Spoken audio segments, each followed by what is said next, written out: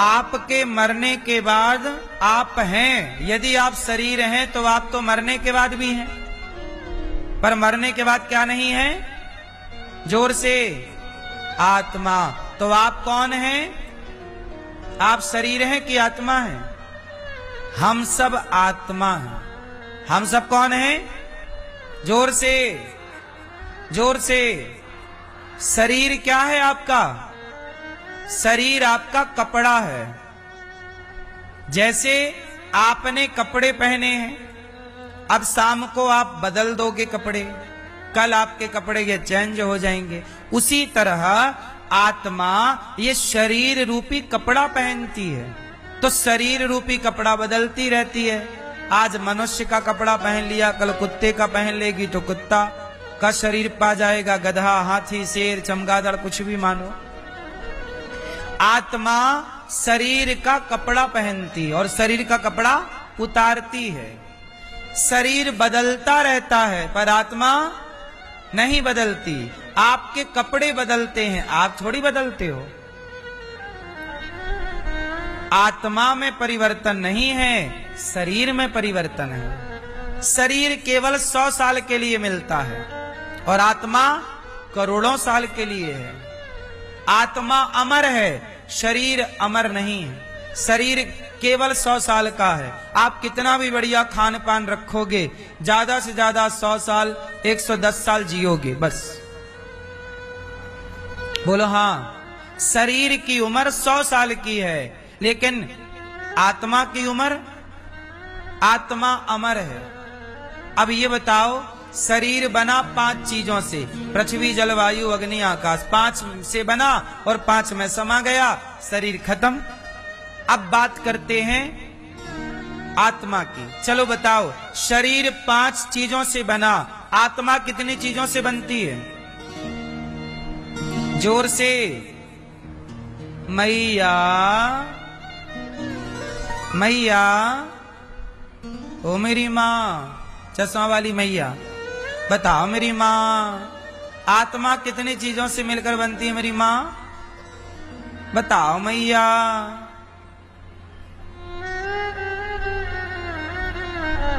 नहीं बताओगी, गुस्सा हो क्या? ठीक है ना, बताओ। ये बहन बताएंगी आत्मा कितनी चीजों से मिलकर बनी है, बताओ। देखो, आप लोग इतनी महंगी महंगी पढ़ाइयां पढ़ते हैं स्कूलों में पैसा देके, लेकिन आपको स्कूलों में आपका ही ज्ञान नहीं कराया जाता कि आप कौन हैं, आपका शरीर कैसे बनता है, आपको ये नहीं पढ़ाया जा रहा है। जबकि आत्मा की शिक्षा सबको मिलनी चाहिए, आत्मज्ञान सबको होना चाहिए। यदि आत्मज्ञान सबको हो गया तो आदमी फिर गलत काम करेगा ही क्यों? गलत काम करता ही इसलिए है क्योंकि आत्मज्ञान नहीं है। अब आत्मज्ञान की कोई शिक्षा हमारे देश के किसी भी स्कूल में नहीं है, सरकारी किसी भी सिलेबस में नहीं है। आत्मा कितनी चीजों से मिलकर बनती है? आत्मा,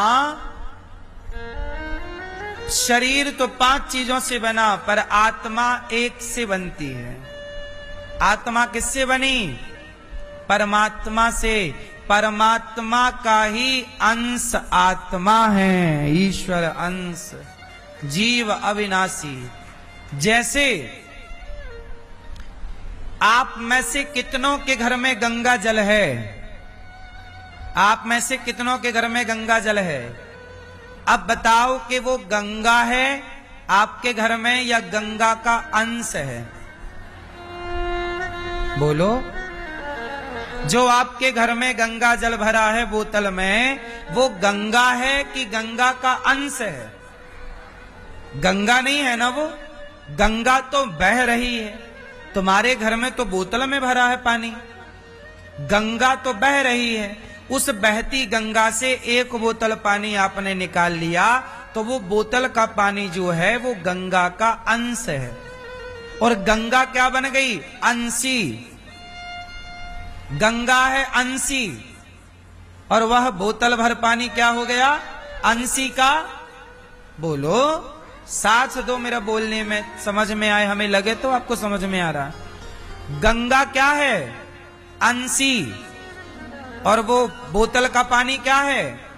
अंश। उसी तरह जैसे गंगा में तो अथाह पानी है, पर बोतल में तो अथाह नहीं है ना,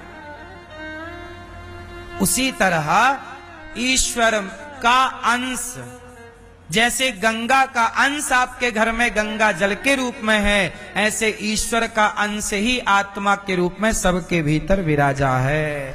आप सब इसलिए कहते हैं सब में भगवान है, सबके घर में गंगा मैया है, गंगा जल के रूप में। हाँ या ना? उसी तरह सबके भीतर ईश्वर है। किस रूप में?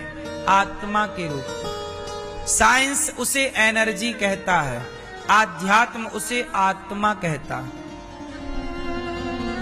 भाषा अलग अलग है, मान्यता एक है। उसी को आत्मा कहते हैं। वो आत्मा निकल गई तो आप खड़े खड़े गिर जाओगे। तो आप कौन हैं? बोलो, आप ईश्वर के अंश हैं। आप कौन हैं? ईश्वर के अंश हैं। गंगा का पानी आपके घर में जो है वो गंगा का ही तो पानी है ना, ऐसे आप लोग ईश्वर के ही तो अंश हैं ना। कोई आप ईश्वर से अलग थोड़ी है। चींटी के अंदर भी ईश्वर का अंश है आत्मा के रूप में। हाथी के भीतर भी ईश्वर का अंश है हाथी के रूप में। इसलिए आपकी आंखों से आप नहीं देखते, भगवान ही देखते हैं। आपके कानों से आप नहीं सुनते, भगवान ही सुनते हैं।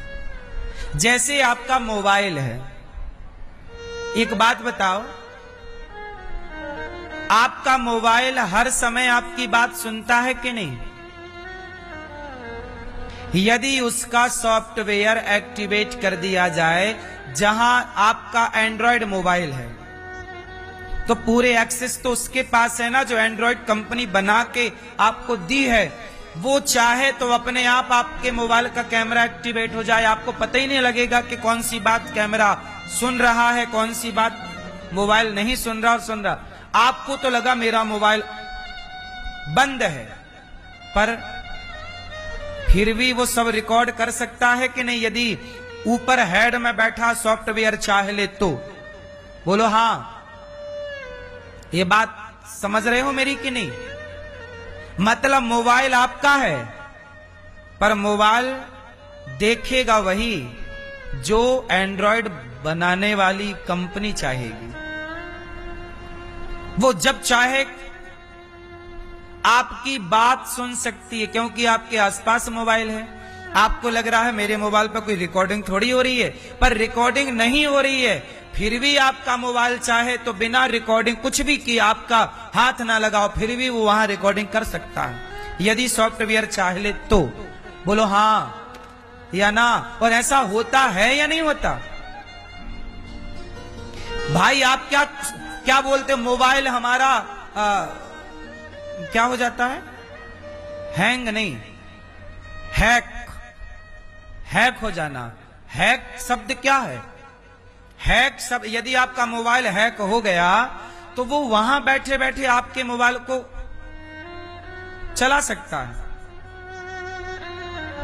आपको पता ही नहीं लगेगा। बोलो हाँ। फिर जब आपका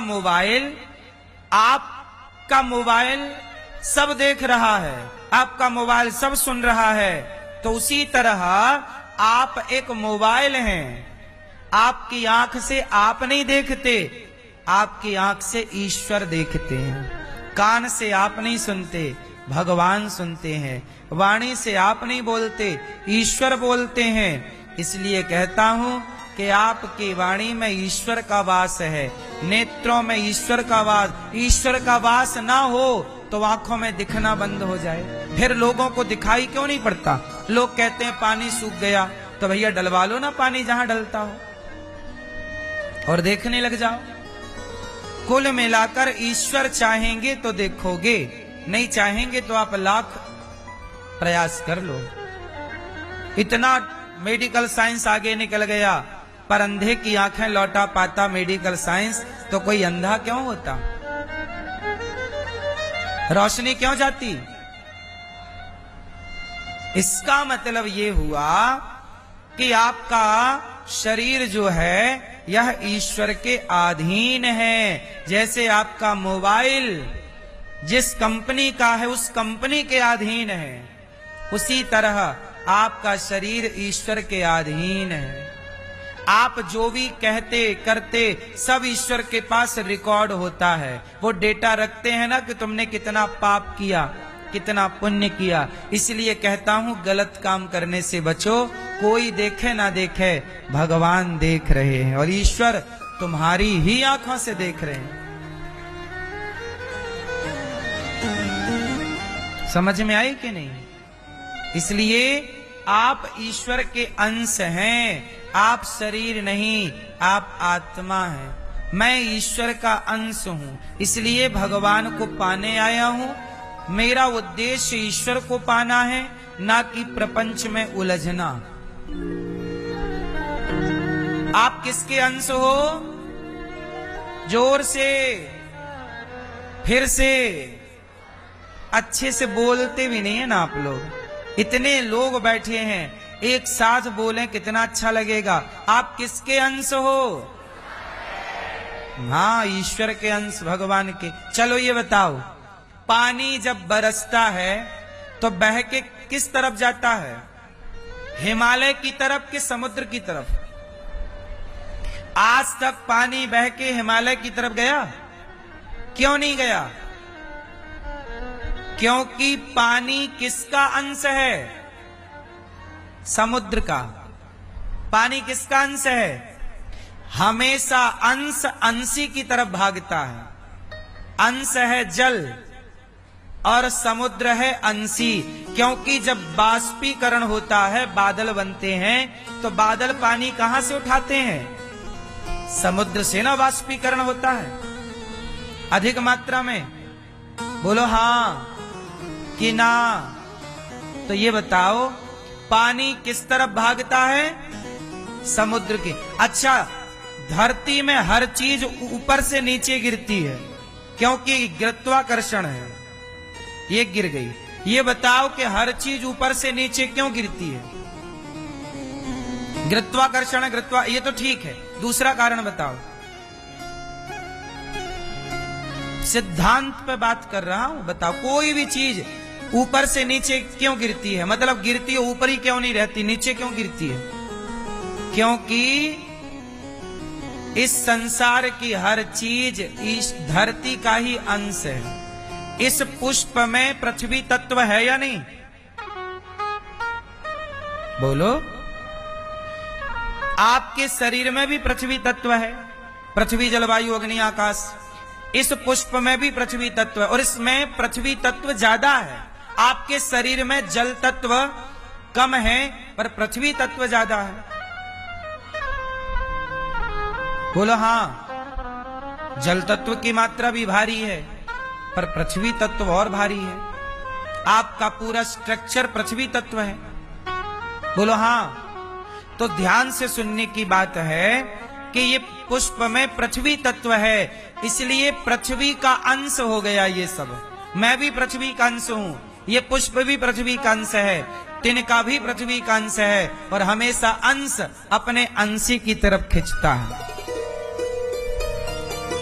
इसलिए चीजें, अब एक चीज है जो ऊपर से नीचे नहीं जाती, नीचे से ऊपर जाती है। बताओ क्या?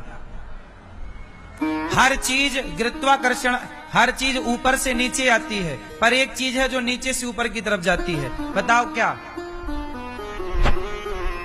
मैया खड़ी हो गई मेरी माँ, बैठ जाओ मेरी मैया।